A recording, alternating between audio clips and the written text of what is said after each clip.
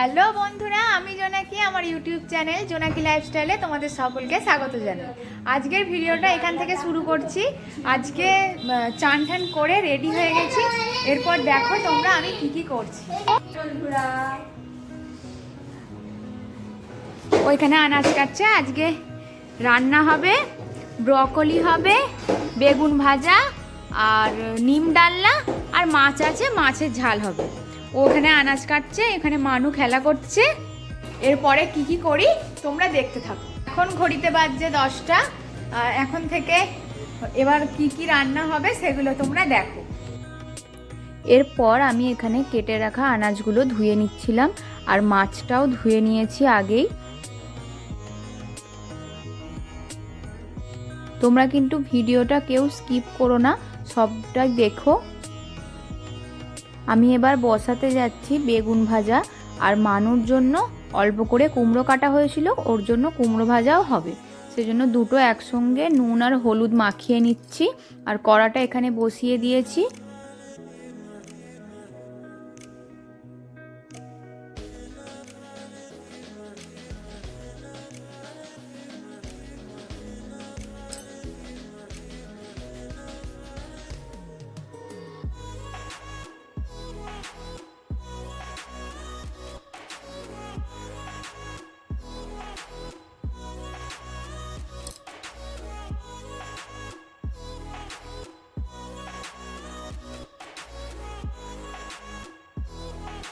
গ্যাসটা আমি অন করে দিলাম।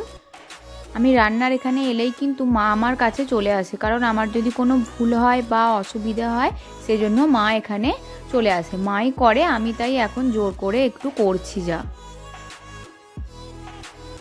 মা তারপর বলল যে একটু সর্ষে বাটতে হবে, সর্ষে নেই। সেই জন্য আমি আবার মাকে বললাম তুমি তাহলে ততক্ষণ করো, আমি তাহলে সর্ষেটা বেটে নিয়ে আসছি। আমি ওখানে সর্ষেটা বাটতে গেছি, আর এখানে ক্যামেরাটা লাগানো আছে, মানু এতক্ষণ লক্ষ্য করেনি। তারপর হঠাৎ করে ও দেখে ক্যামেরাটা ঘাঁটতে এসেছিলো। তারপর আমি বললাম যে মানু ওখানে অমন করতে নেই, এদিকে এসে তুমি হাই করে দাও। তারপরে মানুকে আবার মা দেখিয়ে দিচ্ছিল, মানু আবার ওখানে এসে হাই করে দিল তোমাদেরকে।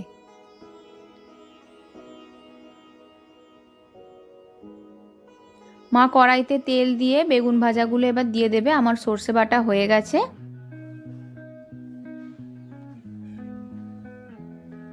ও এবার যাচ্ছে স্কুল। তোমাদেরকে আমি দেখাচ্ছিলাম, এই দেখো স্কুল ব্যাগ নিয়ে ওকে কেমন লাগছে।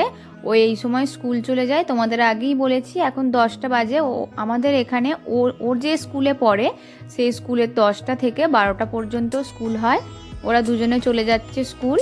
আর আমার যেহেতু চান করা, তাই চুলটা আমি খুলে দিলাম, চুলটা শুকনোও হয়ে যাবে আর এদিকে আমার কাজও হবে।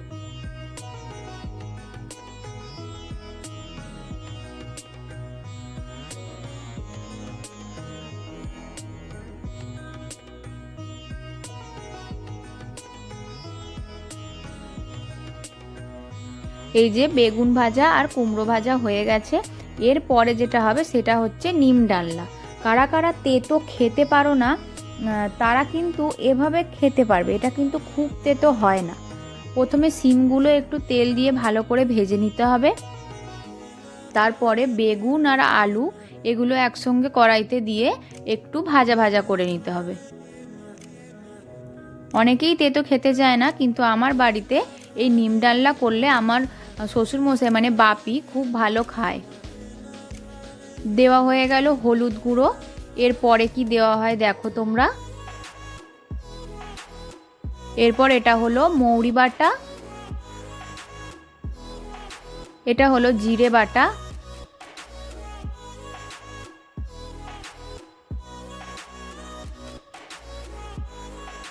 আর এটা হলো আদা বাটা।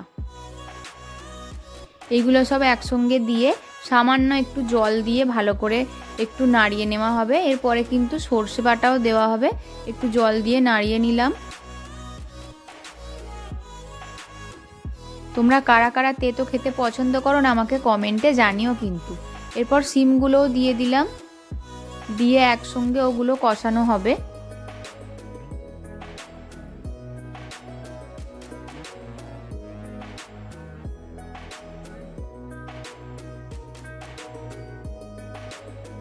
সর্ষে বাটাটা দেয়া হলো দেখো।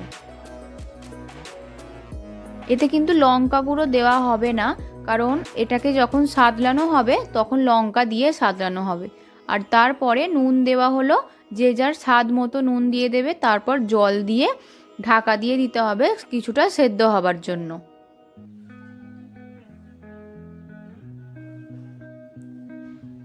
সেদ্ধ হয়ে গেছে, এরপরে ওটাকে নাবিয়ে নিতে হবে। এরপর আবার কড়াইতে তেল দিয়ে দেওয়া হলো, শুকনো লঙ্কা আর 5 ফোড়ন, এটা হলো সাদলানোর ফোড়ন দেওয়া হলো। একটু ভাজা ভাজা হয়ে গেলেই তারপর দিতে হবে নিম পাতাটা। তোমরা কাঁচা নিম পাতাও দিতে পারো, আমরা যেরকম দিয়েছি। আবার অনেকে নিম পাতা ভালো করে শুকিয়ে রেখে দেয়, সেটা দিলেও হবে। আমাদের শুকিয়ে রাখা ছিল না নিম পাতা, মানে শুকনো নিম পাতা যেটা হয় সেটা শুকিয়ে রাখা ছিল না, তাই জন্য আমরা কাঁচা নিম পাতাই দিয়েছি। নিম পাতাটা একটু ভাজা করে নেবে, ভালো করে ভাজা করে নেবার পর আমাদের কিন্তু তরকারিটা এতে দিয়ে দিতে হবে।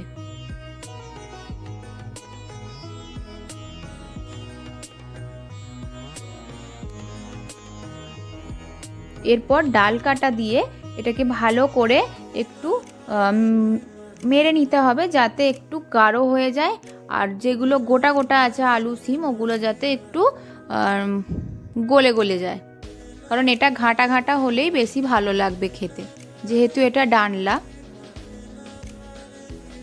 দেখো ফুটছে, আর এরপর কিন্তু আমাদের রেডি নিম পাতার দিয়ে ডালনা। এটাকে কিন্তু নিম ডালনা বলে। এরপর হয়েছিল আজকে দুপুরের মেনুতে আমাদের ব্রকলির তরকারি। তারপর হবে এবার মাছ ভাজা।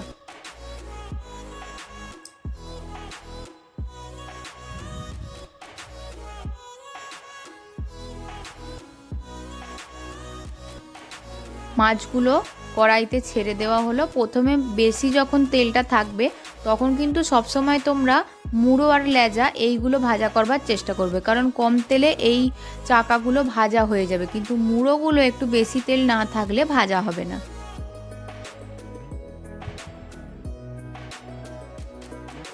দেখো আমার মাছ ভাজা হয়ে গেছে, এবার হয়ে যাবে মাছের ঝাল। মাছের ঝাল করবার জন্য প্রথমেই পেঁয়াজ আর টমেটোটা দিয়ে দেওয়া হলো। এরপর লঙ্কা গুঁড়ো, হলুদ গুঁড়ো, আদা বাটা, ধনেপাতা এই সব দিয়ে একটু ভালো করে কষিয়ে নিতে হবে। তারপর যেই একটু তেল ছেড়ে দিল অমনি জল দিয়ে দেবে পরিমাণ মতো। আমাদের খুব বেশি জুস খায় না, সেই জন্য দেওয়া হয়নি, অল্পই দেওয়া হয়েছে। নুনটাও কিন্তু দিয়ে দেবে, নুনটা তোমাদের স্বাদ মতো দিও। এরপর একটু ঝোলটা ফুটে গেলে মাছগুলো দিয়ে দেবে।